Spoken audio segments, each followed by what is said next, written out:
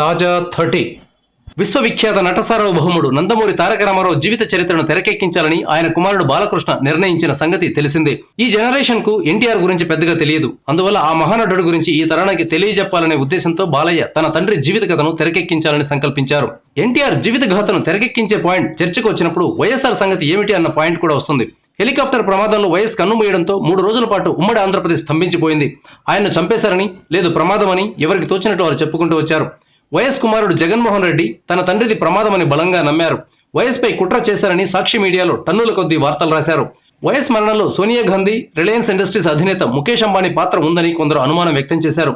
ఓ దశలో రిలయన్స్ ఆస్తుల మీద దాడులు కూడా చేశారు. ఓ సినిమా కథకు కావలసిన అంశాలు వైఎస్ జీవితంలో పుష్కలంగా ఉన్నాయి. అందుకే ఆయన కథను తెరకెక్కించేందుకు ట్విట్టర్ వీరుడు రామ్ గోపాల్ వర్మ సిద్ధపడ్డారు. రెడ్డి గారు పోయారని టైటిల్ కూడా పెట్టుకున్నారు. ఎక్కడ తేడా వచ్చిందో కానీ వర్మ ఈ సినిమాపై సైలెంట్ అయిపోయారు. జగన్ అయినా తన తండ్రి సినిమాను తెరకెక్కించాలని ఆలోచించలేదు. బహుశా ఇప్పుడు బాలకృష్ణ ఎన్టీఆర్ బయోపిక్ ను తీస్తున్న నేపథ్యంలో జగన్ కూడా వైఎస్ బయోపిక్ మీద దృష్టి పెడతారేమో. వచ్చే ఎన్నికల నాటికి ప్రచారానికి కూడా ఆ సినిమా ఉపయోగపడే అవకాశం కూడా లేకపోలేదు.